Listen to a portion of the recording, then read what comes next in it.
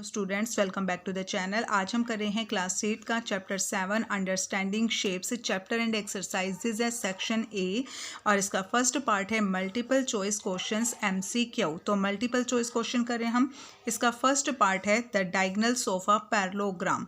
Diagonal of a parallelogram, तो parallelogram के हम प्रॉपर्टी पढ़कर आए हैं बेटा। पैरेललोग्राम के जो डायगोनल्स होते हैं वो एक दूसरे को बाइसेक्ट करते हैं, बाइसेक्ट ईच अदर। ठीक है, एक दूसरे को बाइसेक्ट करते हैं। तो इसका बी पार्ट इसका करेक्ट आंसर होगा, बी पार्ट। ठीक है, क्योंकि पैरेललोग्राम के डायगोनल्स बाइसेक्ट करते हैं। तो ये जो शुरू के 3 क्वेश्चन है ये तो हमारे जो प्रॉपर्टी है उसी के अकॉर्डिंग करने हैं हमें यहाँ पे। नेक्स्ट है बेटा हमारा second question, the diagonals of rhombus. और जो रोम्बस के जो डायगोनल्स होते हैं वो क्या करते हैं, रोम्बस के डायगोनल्स बाइसेक्ट करते हैं each other at 90 degree angle पर। तो यहाँ पर आ जाएगा हमारा इसका C part correct. Bisect each other at 90 degree की जो रोम्बस के जो डायगोनल्स होते हैं वो बाइसेक्ट करते हैं 90 डिग्री एंगल पर। ठीक है, तो ये हो गया हमारा। नेक्स्ट है ABCD is a quadrilateral. ABCD is a quadrilateral. If AC and BD bisect each other, then ABCD must be. तो ABCD एक quadrilateral है। ABCD एक quadrilateral है और उसका जो डायगोनल है वो बाइसेक्ट करते हैं। तो इसका जो हम फर्स्ट पार्ट करके आए हैं वो भी हमारा सेम यही क्वेश्चन था कि पैरेललोग्राम की जो डायगोनल्स होते हैं वो बाइसेक्ट करते हैं ईच अदर। तो यहाँ पर एक क्वाड्रिलैटरल दिया हुआ है, हमें ये नहीं पता कि वो क्या है। तो बाइसेक्ट कर रहे हैं बेटा डायगोनल्स। तो डायगोनल बाइसेक्ट किसके करते हैं, पैरेललोग्राम के करते हैं। तो इसका हमारा डी पार्ट इसका करेक्ट ऑप्शन आ जाएगा, डी पार्ट पैरेललोग्राम। ठीक है, नेक्स्ट है क्वेश्चन नंबर 4 है which of the following can not be the angles of the quadrilateral. कि यहाँ पर हमें 4 ऑप्शन दिए गए हैं और हमें इसमें ये बताना है कि इनमें से कौन सा ऑप्शन क्वाड्रिलैटरल के एंगल्स नहीं हो सकते हैं। कौन सा ऑप्शन है जो क्वाड्रिलैटरल के एंगल नहीं हो सकते। तो क्वाड्रिलैटरल के जो एंगल सम प्रॉपर्टी होती है वो क्या होती है, किसी भी क्वाड्रिलैटरल के चारों एंगल्स का सम 360 डिग्री होता है। अगर उसका सम 360 डिग्री है तो वो क्वाड्रिलैटरल है। तो इसमें जो नहीं है वो बताना हमें, कैन नॉट। ठीक है, नहीं है वो बताना है। इनको प्लस करेंगे बेटा, 0 0 और 9 और 7 16 16 और 1 17 17 और 9 26 26 2 कैरी 2 और 1 3 360 डिग्री। तो ये क्वाड्रिलैटरल है। ठीक है, क्वाड्रिलैटरल के एंगल्स हैं ये। नेक्स्ट है 85 डिग्री 89 डिग्री, सबको हम प्लस करके देखेंगे। 5 और 9 14 14 और 1 15 15 और 5 20 0 2 कैरी 2 और 8 10 10 और 8 18 18 और 7 25 25 और 1 26 और 2 और 1 3 360 डिग्री। तो ये भी क्वाड्रिलैटरल के एंगल्स हैं। नेक्स्ट है 9 और 5 14 14 और 5 19 9 1 कैरी 8 और 1 9 9 और 7 16 16 और 8 24 24 और 8 32। ठीक है, नेक्स्ट है 1 और 1 2 2 और 9 2 और 9 11 11 और 9 2 कैरी 2 और 9 11 11 और 7 18 18 और 8 16 और 2 और 1 360 डिग्री। तो इसमें हमसे पूछा क्या गया था कि इनमें से कौन से एंगल्स क्वाड्रिलैटरल के एंगल्स नहीं हैं, कैन नॉट। जो नहीं है उसको बताना बेटा। तो जिसके एंगल का सम 360 डिग्री होता है वो क्वाड्रिलैटरल के एंगल हैं, और जिसका सम 360 डिग्री नहीं आया वो क्वाड्रिलैटरल के सम नहीं है। तो हमारा टिक आंसर, ये करेक्ट आंसर इसका सी पार्ट है। ठीक है, इसका सी पार्ट इसका करेक्ट आंसर है। नेक्स्ट है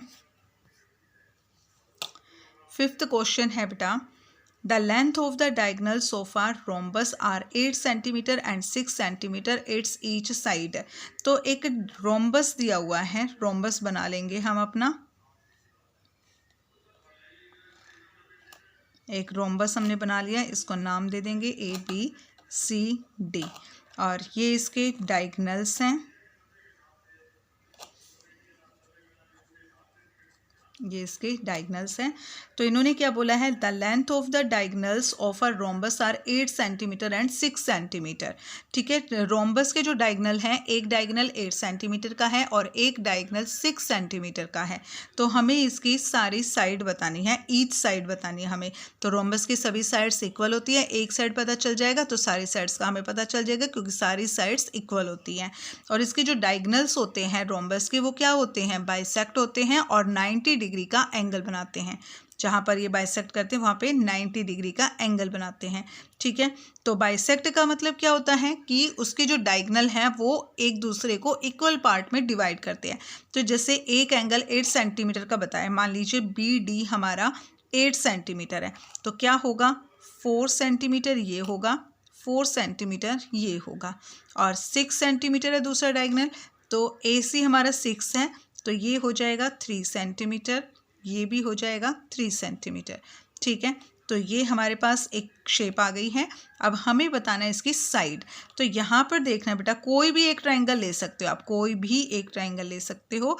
जैसे मैं ले रही हूँ यहाँ पे, इसको O पॉइंट का नाम दे देंगे हम। यहाँ पे हम ले रहे हैं यहाँ पे ट्रायंगल ADO। ठीक है, ये ट्रायंगल आपको दिखाई देगा, triangle ADO। In triangle ADO, तो ट्रायंगल ADO में क्योंकि ये राइट एंगल है और हमें यहाँ पर ये हाइपोटेन्यूज निकालना है, तो हम यहाँ पर पाइथागोरस थ्योरम का यूज़ कर रहे हैं। In triangle ADO by Pythagoras theorem, bye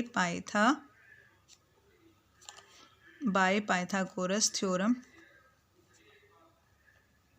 ठीक है, पाइथागोरस थ्योरम के अकॉर्डिंग क्या होता है कि जो हाइपोटेन्यूज होता है उसका स्क्वायर बेस और परपेंडिकुलर के स्क्वायर के सम के इक्वल होता है। तो यहाँ पर आ जाएगा AO square plus DO square. ठीक है, हाइपोटेन्यूज का स्क्वायर दो साइड्स के स्क्वायर के सम के इक्वल होता है, यानी एक बेस है एक परपेंडिकुलर है, ये हमारा बेस है ये हमारा परपेंडिकुलर है, तो बेस और परपेंडिकुलर के स्क्वायर के सम के इक्वल होता है हाइपोटेन्यूज। तो वैल्यूज पुट कर देंगे, AD स्क्वायर, ये तो हमें निकालना है AD। AO कितनी है हमारे पास, 3, और DO है हमारे पास 4, तो यहाँ पर हम लिखेंगे 3 का स्क्वायर प्लस 4 का square. AD square is equal to 3 का स्क्वायर करेंगे 9 प्लस 4 का स्क्वायर हो जाएगा 16, तो AD square is equal to 16 और 9 25, और AD is equal to square इधर आकर रूट बन जाएगा। 25 स्क्वायर यहाँ था AD स्क्वायर, और जब ये लेफ्ट साइड से राइट साइड में आएगा तो ये रूट बन जाएगा। ठीक है, 25 का रूट क्या होता है, AD इज इक्वल 25, 5 जा 25, तो AD का रूट 25 का रूट होता है 5, तो AD आ गई हमारी 5 सेंटीमीटर।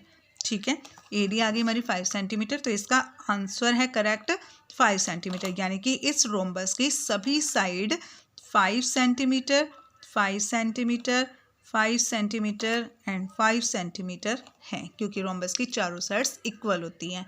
ठीक है, तो यहाँ पर हमने अपने चैप्टर एंड एक्सरसाइजेस का जो फर्स्ट पार्ट है उसके 5 क्वेश्चन कर लिए हैं। नेक्स्ट क्वेश्चन करेंगे हम अपनी नेक्स्ट वीडियो में। तब तक के लिए bye and please subscribe the channel.